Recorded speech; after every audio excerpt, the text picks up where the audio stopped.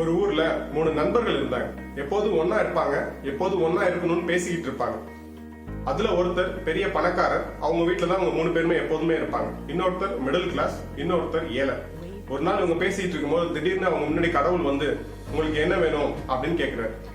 உடனே ஏழை பையன் முன்னாடி வந்து நின்று எனக்கு இதே மாதிரி ஒரு பெரிய வீடு வேணும் அப்படின்னு கேக்குறாரு. கடவுள் தந்தேன் அப்படின்னு சொன்னோன்னே அவன் அந்த வீட்டுக்கு போயிடுறாரு. ரெண்டாவது மிடில் கிளாஸ் பையன் வரான், எனக்கு இதை விட பெரிய வீடு வேணும், பெரிய பிராண்டட் கார் வேணும் அப்படின்னு கேட்கிறாரு. கடவுளும் தந்தேன் அப்படின்னு அவன் அந்த வீட்டுக்கு போயிடுறான். மூணாவது அந்த பணக்கார வீட்டு பையன் வரான், கடவுள் அதே கேட்கிறாரு. அவன் ரொம்ப சிம்பிளா இப்ப போனாங்க இல்லையா 2 பேர், அவங்க 2 பேரும் திரும்ப இங்க வரணும், முன்னாடி எப்படி இருந்தாங்களோ அதே மாதிரி என் கூட இருக்கணும் அப்படின்னு சொல்றாரு. கடவுளும் சிரிச்சுக்கிட்டே தந்தேன் அப்படின்னு சொல்றாரு. இந்த கதைக்கு பின்னாடி இருக்க சைக்காலஜி நம்ம அப்புறமா பார்ப்போம். இப்ப கடவுள் உங்க முன்னாடி வந்து நின்று உங்களுக்கு என்ன வேணும்னு கேட்டா நீங்க என்ன கேட்பீங்க? பிறவாமை அப்படின்னு வள்ளுவர் சொன்ன மாதிரி கேட்டிருந்தா வாழ்த்துக்கள். இது ஒரு தத்துவார்த்தமான கேள்வி இல்ல, ரொம்ப ஒரு அடிப்படையான ஒரு கேள்வி. உண்மையிலே நாம இந்த கேள்விக்கு இன்னும் தயாராகல அப்படின்னு தான் சொல்லணும். 90% மக்கள் தங்கள் வாழ்க்கையை குறித்து ஒரு தெளிவு இல்ல, ஒரு புரிதல் இல்ல அப்படின்னு ஒரு ஆய்வு சொல்லுது. உதாரணத்துக்கு இந்த கேள்விக்கே நீங்க எனக்கு வீடு வேணும், கார் வேணும், இல்ல வேலை, தொழில், உறவுன்னு எதை கேட்டிருந்தாலும் அது உங்க வாழ்க்கையோட ஒரு சிறு பகுதி தான். வாழ்க்கை முழுவதும் அது கிடையாது. வாழ்க்கை முழுவதும் சில பேர் பொதுவா எனக்கு சந்தோஷம் வேணும், நிம்மதி வேணும் அப்படின்னு கேட்டிருப்பாங்க. எது உங்களுக்கு நிம்மதி தரும், இல்ல எதெல்லாம் உங்களுக்கு சந்தோஷத்தை தரும், அது நமக்கு தெரிஞ்சிருக்கணும். நிறைய பேர் நிறைய பணம் வேணும்னு கேட்பாங்க.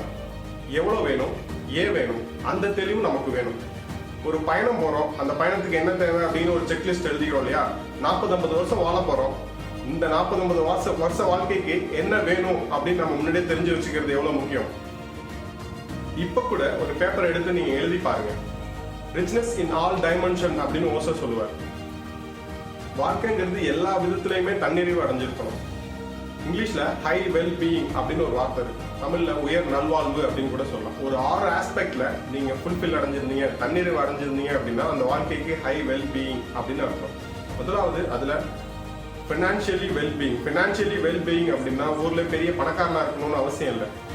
நீங்க ஃபினான்ஷியலி ஃப்ரீடமா இருந்தா போதும். ஃபினான்ஷியல் ஃப்ரீடம்னா என்ன, இதுல இருக்க எல்லாத்தையும் பத்தி ரொம்ப டெப்தா டீடைலா பேசுவோம். இப்ப இதுல என்னென்ன இருக்கு அப்படின்னு மட்டும் பார்ப்போம்.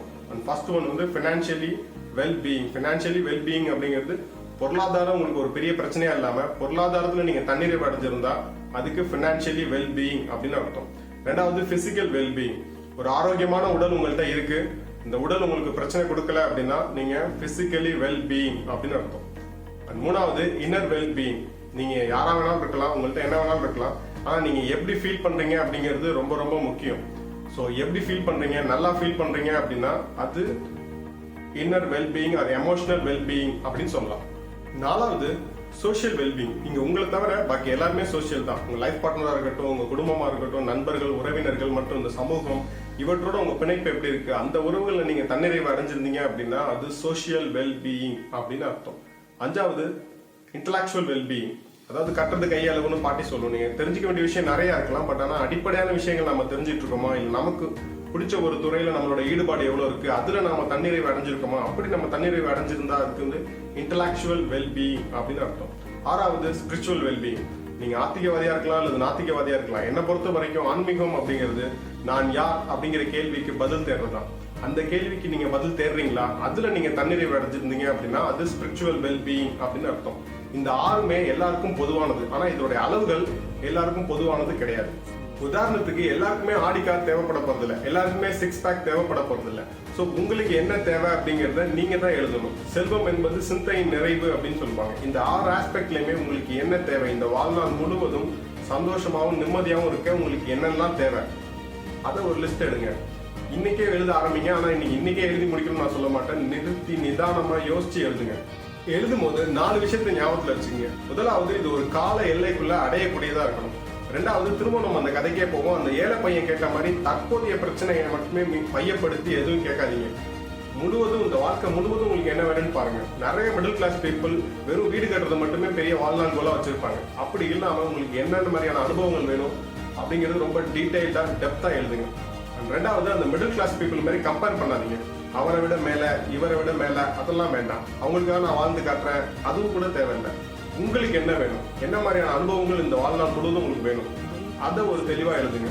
நாலாவது அந்த பணக்கார பையன் மாதிரி இப்ப இருக்கிறதே ரொம்ப நல்லது அப்படின்னு உங்களை நீங்களே ஏமாத்திக்க வேணாம். ஒருவேளை நல்லா இருந்தா நல்லது, அப்படி இல்லை அப்படின்னா நீங்க எங்க இருக்கீங்க, நீங்க எங்க போகணும் அப்படிங்கறது ரொம்ப தெளிவா தெரிஞ்சுக்க. நீங்க எங்க இருக்கீங்கன்னு உங்களுக்கு தெரியல அப்படின்னா எந்த மேப்புமே உங்களுக்கு உதவாது. ஸோ நீங்க எங்க இருக்கீங்க, அது உங்களுக்கு சஃபஸ்டிகேட்டா இருக்கா, நல்லா இருக்கா, தன்னிறைவா இருக்கா அப்படிங்கறத செக் பண்ணிக்கங்க. ஒருவேளை அப்படி இல்லை அப்படின்னா அது எது வேணும் அப்படிங்கறத எழுத ஆரம்பிங்க. நீங்க எழுதுறது தான் உங்க வாழ்நாள் கோல். அதை அடைய முடியும் நம்புங்க. அதை குறித்து ஒரு பெரிய கனவு காணுங்க. அது உங்க கனவு, நீங்க தான் காணணும். நீங்க உங்க கனவை காணாத வரைக்கும் நீங்க தூங்கிட்டு தான் இருப்பீங்க. நன்றி.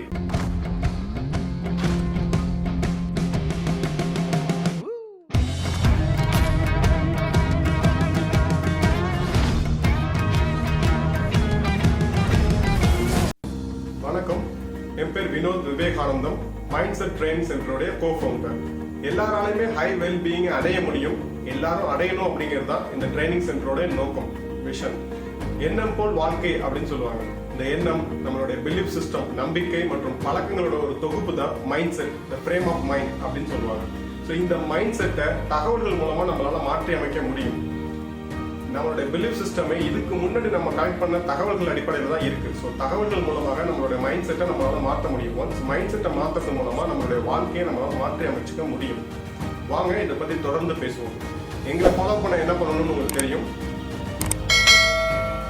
மைண்ட் செட்டை சேஞ்ச் பண்ணுங்க, உங்க வாழ்க்கையை சேஞ்ச் ஆகும். நன்றி.